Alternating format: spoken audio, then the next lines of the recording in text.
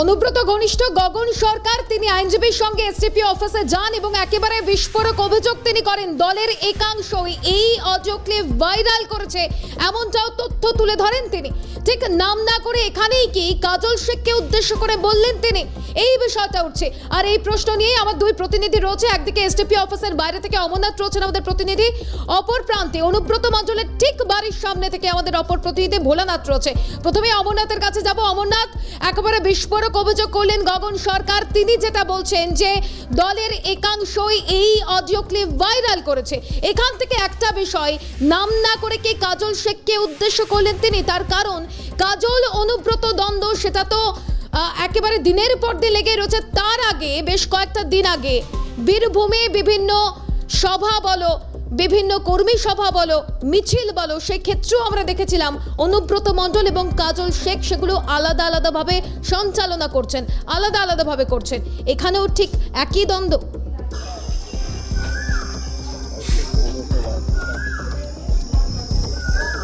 দেখো, একদমই তাই, সেটা কিন্তু বলা যেতেই পারে। তার কারণ হচ্ছে অনুব্রত মণ্ডলের একদম প্রতিপক্ষ হিসেবে একদম পরিচিত বীরভূম জেলার এখনকার সভাধিপতি কাজল শেখ, এবং এই কাজল শেখের নামও কিন্তু শুভেন্দু অধিকারীও করেছিল এই অডিও ভাইরাল করার জন্য। ঠিক দলের অর্থাৎ অনুব্রত মণ্ডলের একদম ঘনিষ্ঠ বলা যেতে পারে একদম গগন সরকার, তিনি একদম খুব স্পষ্ট অভিযোগ করলেন যে দলের একাংশই কিন্তু এই অডিও কল ভাইরাল করেছে। খুব স্বাভাবিকভাবেই বলা যেতে পারে যে কাজল শেখের নাম না করেই কিন্তু নিশানা কিন্তু একদম কাজল শেখকেই করা হয়েছে, এমনটা বলা যেতেই পারে। তার কারণ আমরা একাধিক সময় দেখেছি বীরভূমের রাজনীতিতে একদম অনুব্রত এবং কাজলের যে দ্বন্দ্ব, সেই দ্বন্দ্ব বারবার করে প্রকাশ পেয়েছে। বিভিন্ন সময়ে অনুব্রত অনুগামীদেরকে মারধর করা হতো, বিভিন্ন সময়ে কাজল শেখের অনুগামীদেরকে মারধর করা হতো। এই খবর আমরা বারবার সম্প্রচারই করেছি, এবং সেই ক্ষেত্রে অনুব্রত এবং কাজলের দ্বন্দ্ব কিন্তু মেকেই নি এখনও পর্যন্ত। এমনকি একদম বলা যেতে পারে যে বিজেপির যে শুভেন্দু অধিকারী, সেও কিন্তু একদম খুব স্পষ্টভাবে বলেছিলেন যে কাজল শেখ এই অডিও কল ভাইরাল করেছে। খুব স্বাভাবিকভাবেই কিন্তু কাজলের নাম না করে কিন্তু গগন সরকার একদম স্পষ্ট অভিযোগ করলেন যে দলের একাংশই কিন্তু এই কল ভাইরাল করেছে, তবে এআই এর মাধ্যমে কিন্তু এই কল হয়েছে, এটাও কিন্তু তিনি বললেন। পাশাপাশি একটা প্রশ্ন খুব স্পষ্ট উঠছে, তাহলে এআই এর মাধ্যমে যদি এই অডিও কল হয়ে থাকে, তাহলে অনুব্রত মণ্ডল নিঃস্বার্থভাবে ক্ষমা চাইলো কেন, এইটা যেমন একটা প্রশ্ন। পাশাপাশি অনুব্রত মণ্ডলের নামে অর্থাৎ অনুব্রত মণ্ডলের নামে এই যে 4টি ধারায় কেস হয়েছে, অর্থাৎ 4টি ধারায় মামলা হয়েছে, সেই ধারার মধ্যে 2টি ধারা একদম জামিন অযোগ্য ধারা। সেই জায়গা থেকে দাঁড়িয়ে অনুব্রত মণ্ডল কেন আসছেন না, এটা যেমন একটা প্রশ্ন। 2 দিন নোটিশ করার পরও কেন অনুব্রত মণ্ডল এলেন না, এবং তিনি যে অসুস্থতার কারণ দেখাচ্ছেন যিনি আসতে পারছেন না, কিন্তু অনুব্রত মণ্ডল বাড়ি থেকে বেরিয়ে তার যে দলীয় কার্যালয়, সেই দলীয় কার্যালয়ে আসছেন দীর্ঘ সময়।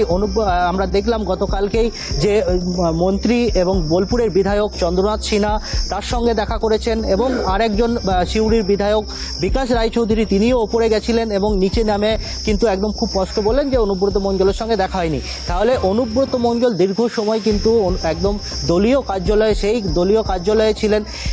প্রশ্ন একটাই যে অনুব্রত মণ্ডল যদি অসুস্থতাই থাকে, তাহলে বাড়ি থেকে কেন বেরিয়ে দলীয় কার্যালয়ে যাচ্ছে, কেন একেবারে সেই প্রশ্নগুলো তো অমরনাথ অবশ্যই উঠছে। এখান থেকে সঙ্গে থাকো, ভোলানাথের কাছে যাবো একই প্রশ্ন নিয়ে। ভোলানাথ, যে অভিযোগ গগন সরকার করলেন যে দলের একাংশ এই অডিও ক্লিপ ভাইরাল করেছে, দলের একাংশ বলতে ঠিক কাকে উদ্দেশ্য করলেন তিনি?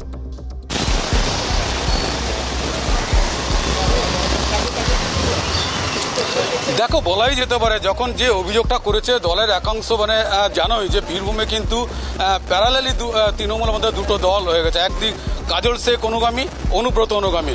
কারণ আমরা দেখেছি যে মহকুমা ভিত্তিক যে মহামিছিল হয়েছে, সেই মহামিছিলে ডাক দিয়েছিলেন কিন্তু যখন অনুব্রত মণ্ডল সভাপতি ছিলেন, সেই সময় তিনি ডাক দিয়েছিলেন, কিন্তু সেই অনুমোদন তখন দেওয়া হয়নি। পরবর্তীকালে যে কোর কমিটি, সেই কোর কমিটির অনুমোদনেই কিন্তু সেই মহামিছিলগুলো হয়েছে, এবং মহামিছিলে যেটা দেখেছিলাম আমরা, সে অধিকাংশ কর্মীদের হাতে কিন্তু ব্যানার ছিল কার, অনুব্রত মণ্ডল, অনুব্রত মণ্ডলের নামে জয়ধ্বনি। কাজল শেখ একটা গাড়িতে, অনুব্রত মণ্ডল একটা গাড়িতে, ফলে বলাই যায় কাজল শেখের অনুগামীরা তারা কোর কমিটির নামে জয়ধ্বনি দিচ্ছে, পাশাপাশি অনুব্রত মণ্ডলের যে অনুগামীরা তারা কিন্তু অনুব্রত মণ্ডলের জয়গান দিচ্ছে। ফলে বলাই যায়, এবং গত শেষ যেদিন সিউড়িতে মহামিছিল হয়েছিল সেখানে কিন্তু অনুব্রতর নামে কিন্তু গান বাঁধা হয়েছিল, সেই গান কিন্তু সিউড়ি শহরে বেজেছিল। ফলে বলাই যেতে পারে যে এই যে অনুগামীদের মধ্যে যে একটা দ্বন্দ্ব, কাজল বনাম অনুব্রত, সেই দ্বন্দ্বের জেরেই কি এই অডিও ভাইরাল হলো? যে প্রশ্ন তুলেছে, যে কথা আইনজীবীরা বলেছে বা তার অনুগামীরা যারা বলছে যে দলের একাংশ এই অডিওটাকে ভাইরাল করেছে, তাহলে দলের একাংশ বলতে গেলে অনুব্রতর অনুগামী যারা বলছে নিশ্চয়ই তারা কাজল শেখের দিকেই উদ্দেশ্য করেই বলছে। দেখো, শুভেন্দু অধিকারী কিন্তু ইতিমধ্যে কাজল শেখের নাম কিন্তু বলে দিয়েছেন যে কাজল শেখকে এই অডিও দেওয়া হয়েছে, কাজল শেখ কিন্তু সেই অডিও লিক করেছে। ফলে বলাই যেতে পারে যে কে লিক করেছে সেটা কিন্তু তদন্ত করবে, যদিও ইতিমধ্যে তার নামে অনুব্রত মণ্ডলের নামে যে অভিযোগ হচ্ছে সেই অভিযোগের ভিত্তিতে তিনি কিন্তু দলের নির্দেশ মতন তিনি ক্ষমা চেয়ে নিয়েছেন। কিন্তু দ্বিতীয়বার যে নোটিশ দেওয়া ছিল থানাতে দেখা করার জন্য, তিনি অসুস্থতার কারণে কিন্তু তিনি থানাতে যাননি। আজকেও কিন্তু তার আইনজীবীরা সেখানে গেছিলেন, সেখানে বলে এসছেন। এই মুহূর্তে কিন্তু আমরা যেটা দেখতে পাচ্ছি তিনি বাড়িতেই আছেন, বাড়িতে অসুস্থ অবস্থা তিনি আছেন যেটা জানা যাচ্ছে, এবং তিনি বিশ্রাম নিচ্ছেন। ফলে বলাই যেতে পারে যে আজকেও কিন্তু তিনি হাজিরা এড়ালেন, কারণ আইনজীবীদের কথা মতন কিন্তু আজকেও হাজিরা এড়ালেন। তাহলে কি আগামী সোমবার তিনি কি আবার যাবেন না আদালত থেকেই জামিন নেবেন, সেই প্রশ্ন উঠছে। তবে ইতিমধ্যে কিন্তু বীরভূম জেলায় এখান থেকে একটা গুরুত্বপূর্ণ বিষয়, গতকালও তাকে নোটিশ দেওয়া হয়েছিল, গতকালও তিনি হাজিরা এড়িয়েছিলেন, ফের আজ সকাল 11টায় হাজিরা দেওয়ার নির্দেশ দেওয়া হয়েছিল, সেই হাজিরা কিন্তু এখনো পর্যন্ত দিলেন না অনুব্রত মণ্ডল। সেক্ষেত্রে দাঁড়িয়ে কি খবর পাওয়া যাচ্ছে, যদি হাজিরা না দেন সেক্ষেত্রে কি গ্রেপ্তার হতে পারে অনুব্রত মণ্ডল?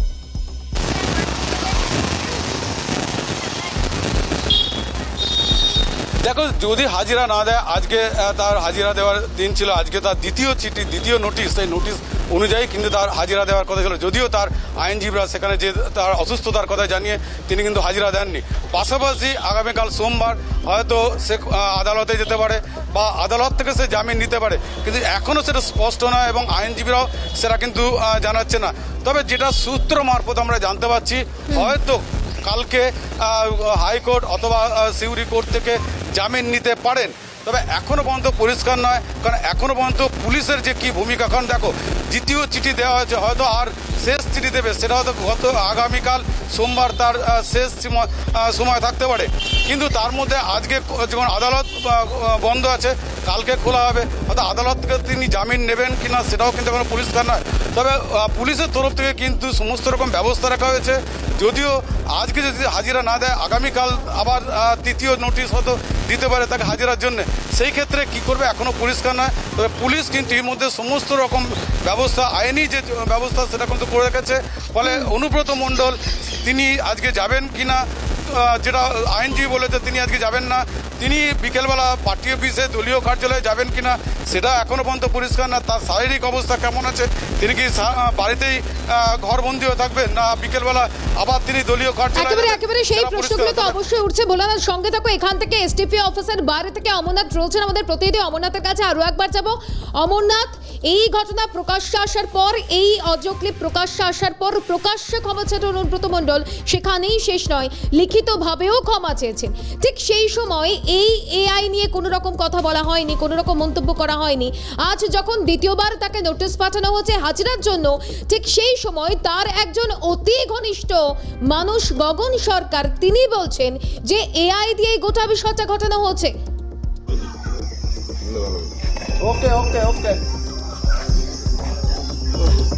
দেখো, একদমই তাই।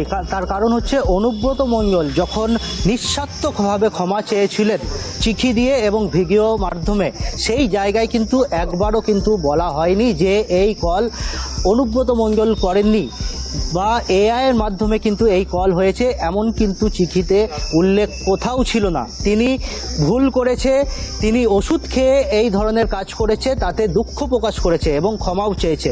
খুব স্বাভাবিকভাবেই কিন্তু আবার নতুন করে একটা নতুনভাবে জল্পনা শুরু হয়েছে। তার কারণ হচ্ছে অনুব্রত মণ্ডল যখন বীরভূম জেলার দোর্দণ্ড প্রতাপ সভাপতি সেই জায়গা থেকে দাঁড়িয়ে অনুব্রত মণ্ডল যখন এখন সভাপতি নেই, সেই সময় কিন্তু অনুব্রত মণ্ডলের এই পুলিশি কেস অর্থাৎ পুলিশের মামলা খুব স্বাভাবিকভাবেই কিন্তু নতুন করে একটা নতুনভাবে জল্পনা শুরু হয়েছে। তার কারণ দল অর্থাৎ দলও কিন্তু পাশে দাঁড়ায়নি অনুব্রত মণ্ডলের, এবং পাশাপাশি পুলিশের ব্যবস্থা পুলিশ থেকে এই ধরনের ব্যবস্থা গ্রহণ করেছে। খুব স্বাভাবিকভাবেই কিন্তু অনুব্রত মণ্ডলের একদিকে দলীয় পেশার পাশাপাশি পুলিশের পেশার দুটোতেই কিন্তু জর্জরিত হচ্ছে এই অনুব্রত মণ্ডল। এবং অনুব্রত মণ্ডল আগামী সময়ে অর্থাৎ আজকের দিনে অনুব্রত মণ্ডল হাজিরা দিলেন না শারীরিক অসুস্থতার কারণ দেখিয়ে, কিন্তু আগামী সময় অর্থাৎ আগামী কালকে অনুব্রত মণ্ডলের নামে অর্থাৎ এই যে আবার কি নোটিশ দেবে নাকি অনুব্রত মণ্ডলকে কড়া পদক্ষেপ গ্রহণ করবে বীরভূম জেলা পুলিশ, সেই বিষয়ে যেমন একটা প্রশ্ন, পাশাপাশি অনুব্রত মণ্ডলের দলীয় এরপরে কোনো পদ থাকবেন কিনা এবং পদে থাকবেন কিনা সেটাও কিন্তু একটা সবচেয়ে বড় প্রশ্নের মুখে পড়েছে। সেখান থেকে আরো একটা বিষয় যে দলের নির্দেশেই পরবর্তী পদক্ষেপ নেবেন অনুব্রত মণ্ডল, সেই বিষয়টাও কিন্তু গগন সরকার বললেন। আর এদিকে যখন এই অডিও ক্লিপ প্রকাশ হয়েছিল তখন দলের কড়া মনোভাব, কড়া বার্তা দেখা গিয়েছিল। সোশ্যাল মিডিয়ায় বলা হয়েছিল যে 4 ঘন্টার মধ্যে নিঃশর্তে ক্ষমা প্রকাশ করতে হবে, তাহলেই তাকে না হলে তাকে শোকজ করা হবে। এবং তারপর আজ যখন দ্বিতীয়বার তাকে হাজিরার কথা বলা হলো, আজও তিনি হাজিরা দেবেন কিনা তা নিয়ে একটা সংশয় রয়েছে। এই ক্ষেত্রেও কি দল তার পাশে দাঁড়াবে সেই বিষয়ে কিছু জানানো হয়েছে?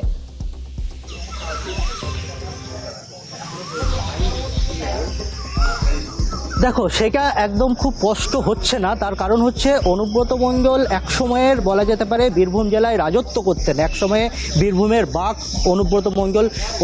একদম মুখ্যমন্ত্রী মমতা বন্দ্যোপাধ্যায়ের খুব ঘনিষ্ঠ স্নেহের ভাই ছিলেন এই অনুব্রত মণ্ডল। কিন্তু ধীরে ধীরে যখন অনুব্রত মণ্ডল সিবিআই ইডির কেস যখন হলো, তখন তিহার যাত্রা হলো, তিহারে প্রায় 2.5 বছর জেল খাটলেন, এবং সেই সময় কিন্তু কোর কমিটির দায়িত্ব দেওয়া হয়েছিল। একটু সঙ্গে থাকো, এই মুহূর্তে বিজেপি নেতা রাহুল সিনহা রয়েছেন আমাদের সঙ্গে টেলিফোন লাইনে। রাহুল বাবু, যে বিষয়টা জানতে চাইবো যে এই অনুব্রত মণ্ডলের অডিও ক্লিপ প্রকাশ আসার পর তিনি ক্ষমা চেয়েছেন, সেখানেই শেষ নয়। আজ যখন দ্বিতীয়বার তিনি এখনো পর্যন্ত হাজিরা দিলেন না, তার অতি ঘনিষ্ঠ গগন সরকার তার আইনজীবী বলছেন এআই দিয়ে এটা করানো হচ্ছে। এমনকি তৃণমূলের একাংশ এই অডিও ক্লিপটা ভাইরাল করেছে, এআই তথ্য খাড়া করছেন তিনি, কি বলবেন? দেখুন, বিষয় হচ্ছে যে অবিলম্বে ওকে গ্রেফতার করা উচিত ছিল। কেন মমতা ব্যানার্জি সাহস দেখাতে পারছে না? সব ব্যাপারে তো বড় বড় কথা বলে, বড় আইন দেখান, শিষ্টাচার দেখান। আজকে এইরকম একটা জঘন্য আচরণ করবার পর তার দলের নেতাকে এখন পর্যন্ত ডাকা হলো গেল না, অসুস্থতা নাটক করে গিয়ে বসে রইল পার্টি অফিসে। অতএব এর থেকে অপমান প্রশাসনে আর কিছু হতে পারে না। সেই জন্য আমি মনে করি যদি সত্যিকারের যদি বিচার করার মানসিকতা থাকতো, অনুব্রত মণ্ডলকে সরাসরি গ্রেপ্তার করে তারপরে তার বিচার পর্ব শুরু করা উচিত ছিল। কিন্তু সে সাহস তৃণমূল কংগ্রেস দেখাতে পারছে না। কেন পারছে না? এটাই হচ্ছে সবচেয়ে বড় প্রশ্ন। তার কারণ তৃণমূল কংগ্রেস একটা উশৃঙ্খল বর্বরদের পার্টি। এখানে বর্বরতা পুরস্কার প্রাপ্ত হয়, বর্বরতা তিরস্কৃত হয় না। রাহুল বাবু, এখান থেকে আরো একটা বিষয়, এই অডিও ক্লিপ প্রকাশ আসার পর যখন ক্ষমা চেয়েছিলেন অনুব্রত মণ্ডল, ঠিক সেই সময় বিজেপির বিরুদ্ধেও আঙুল তুলেছিলেন তিনি, সেটাও গুরুত্বপূর্ণ বিষয়। যোগাযোগ বিচ্ছিন্ন হচ্ছে, তবে যে খবরের দিকে এই মুহূর্তে আমরা নজর রেখেছি যে অনুব্রত মণ্ডল আজও হাজিরা দেবেন কিনা তা নিয়ে সংশয় তৈরি হচ্ছে। ইতিমধ্যেই তার একজন আইনজীবী এবং তার ঘনিষ্ঠ গগন সরকার তারা এসডিপি অফিসে পৌঁছন, যে এসডিপি অফিসে অনুব্রত মণ্ডলের হাজিরা নিয়ে সকাল থেকে কড়া নিরাপত্তা ব্যারিকেড দিয়ে ঘিরে রাখা হচ্ছে। তবে তার আইনজীবী এবং তার ঘনিষ্ঠ গগন সরকার যেটা জানালেন যে অসুস্থ অনুব্রত মণ্ডল, তিনি শুয়ে রয়েছেন। পাশাপাশি এআই দিয়ে এই বিষয়টা ঘটানো হচ্ছে। দলের একাংশই এই অডিও ক্লিপ ভাইরাল করেছে এমনটাও উল্লেখ করেছেন তিনি। আর এখান থেকে নাম না করে ঠিক কাকে উদ্দেশ্য করলেন, কাদেরকে উদ্দেশ্য করে এই মন্তব্য করলেন, এই বিষয়গুলো অত্যন্ত গুরুত্বপূর্ণ। আর এখান থেকেই তিনি এখনো পর্যন্ত বাড়িতেই রয়েছেন, বাড়ি থেকে বেরোননি, সেই বিষয়টাও আমাদের প্রতিনিধি ভোলানাথ তুলে ধরলো। তবে আদৌ তিনি হাজিরা দেবেন কিনা, বাড়ি থেকে বেরোবেন কিনা, সেটাও গুরুত্বপূর্ণ বিষয়। এখান থেকে অমরনাথের কাছে যাবো আরেকবার। অমরনাথ, এই মুহূর্তে তুমি এসডিপি অফিসের বাইরে রয়েছে এবং এখনো পর্যন্ত এই বিষয়টা নিয়ে সংশয় রয়েছে যে অনুব্রত মণ্ডল হাজিরা দেবেন নাকি দেবেন না। এখনো পর্যন্ত সর্বশেষ আপডেট কি পাচ্ছ?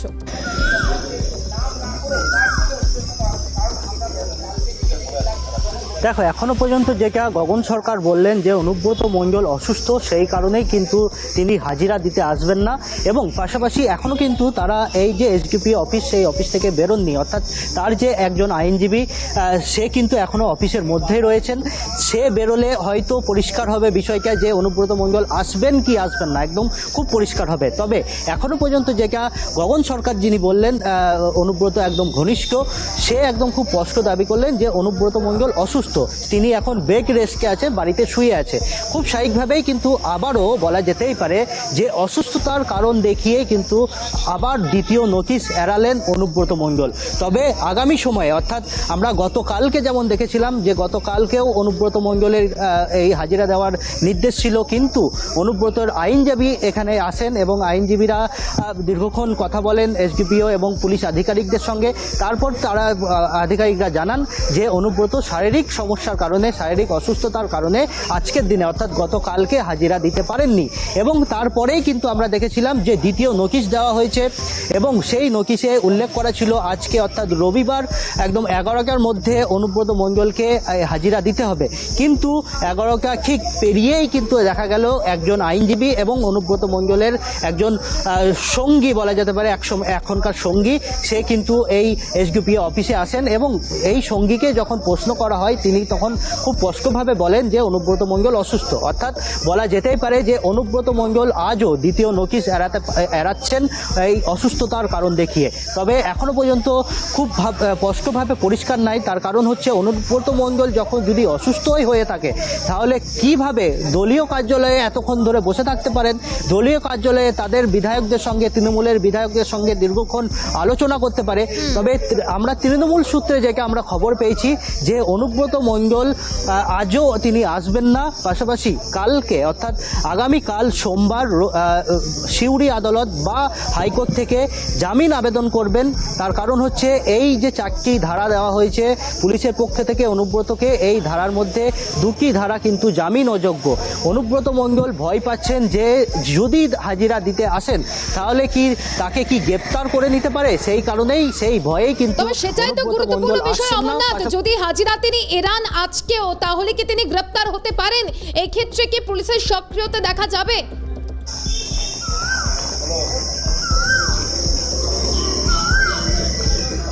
দেখো, পুলিশ নিয়ম অনুযায়ী কিন্তু বলা যেতে পারে যে তৃতীয় নোটিশের পর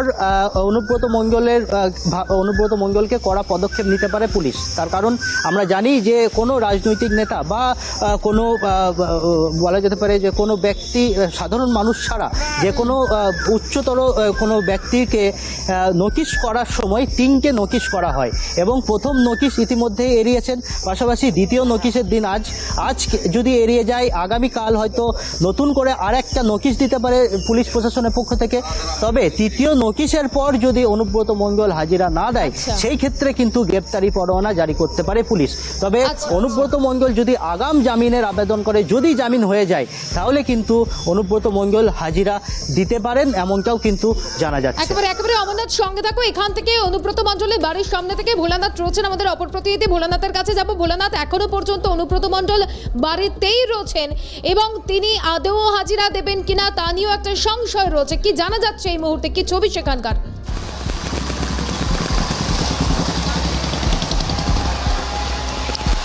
দেখো, প্রায় 1 ঘন্টা কিন্তু পার হয়ে গেছে। যে নির্দিষ্ট সময় দেওয়া হয়েছিল 11টার সময় হাজিরা দেওয়ার, সেই 11টা প্রায় 1 ঘন্টা পার হয়ে গেছে। ফলে এই 1 ঘন্টার মধ্যে কিন্তু নির্দিষ্ট সময়ের মধ্যে কিন্তু তার আইনজীবী এবং তার ঘনিষ্ঠ একজন সেই অফিসে গেছিলেন, এসডিপি অফিসে গেছিলেন এবং সেখানে তারা একটা চিঠি দিয়েছেন এবং সেই চিঠিতে কিন্তু উল্লেখ বারবার যে কথাটা বলছেন যে সেখানে এআইয়ের মাধ্যমেই কিন্তু তার ফোন কলটাকে করা হয়েছে, ফোন হয়েছে এবং যদিও এই গলার স্বর বা কণ্ঠস্বর কিন্তু তার নয় এমন দাবি করেছে, এটা এআইয়ের মাধ্যমেই করা হয়েছে।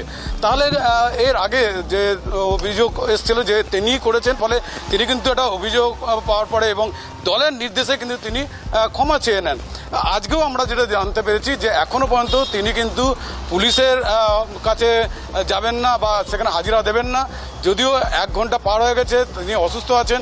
এই মুহূর্তে কিন্তু আমরা দেখতে পাচ্ছি যে বাড়ির কাছে কোনো গাড়ি বা তার যে নিরাপত্তারক্ষী থাকার কথা যার গাড়িতে, তারাও কিন্তু নেই। অর্থাৎ বলাই যেতে পারে যে তিনি কিন্তু এই সময় তিনি আর বেরোচ্ছেন না, কারণ তার আইনজীবীরা বলেছেন যে তিনি অসুস্থ আছেন। ফলে অসুস্থতার কারণে কিন্তু তিনি ঘরবন্দি আছেন। তবে বিকেলে গতকালকে যেমন অসুস্থতার কারণ দেখিয়ে তিনি কিন্তু দলীয় কার্যালয়ে গিয়েছিলেন, আজকে সেটা দলীয় কার্যালয়ে যাবেন কিনা সেটাও নিয়ে ধন্দে আছে। কারণ গতকালকে দলীয় কার্যালয়ে যাওয়াতে কিন্তু কর্মীদের একাংশ বা প্রশাসনের একাংশের মধ্যে কিন্তু একটা বলা হয়েছিল যে তিনি অসুস্থ থাকলে কেন তিনি দলীয় কার্যালয়ে গেলেন। সেক্ষেত্রে আজকেও কিন্তু দেখা হলো যে তিনি অসুস্থ আছেন। ফলে সেই অসুস্থতার পরেও তিনি দলীয় কার্যালয়ে যাবেন কিনা একেবারে এখানেই তো প্রশ্ন, তিনি অসুস্থ, যে অসুস্থতার কারণ দেখিয়ে গতকাল এবং আজ তিনি হাজিরা দিতে পারলেন না, আদেও হাজিরা দেবেন কিনা তা নিয়েও সংশয় তৈরি হচ্ছে। কিন্তু তিনি এই অসুস্থ শরীর নিয়ে আবার তৃণমূল কার্যালয়ে পর্যন্ত যাচ্ছেন। আগামী পরবর্তীতে ঠিক কি পরিস্থিতি হয় নজর রাখো ভোলানাথ, অমরনাথ দুজনকেই ধন্যবাদ জানাবো। এখান থেকেই একদিকে আগামীকাল আগাম জামিনের আবেদন করতে পারেন অনুব্রত মণ্ডল, সেই সম্ভাবনা যেমন উঠে আসে, ঠিক সেইভাবেই আজ দ্বিতীয় নোটিশ পাঠানো হয়েছিল। আজ হাজিরা দেওয়ার জন্য নির্ধারিত সময়ও অতিক্রান্ত হয়ে গেছে, এখনো পর্যন্ত তিনি বাড়িতেই রয়েছেন। ঠিক পরবর্তীতে কি ছবি আসে বা পরবর্তীতে আদৌ তিনি হাজিরা দেন কিনা সেদিকে অবশ্যই আমাদের নজর থাকবে।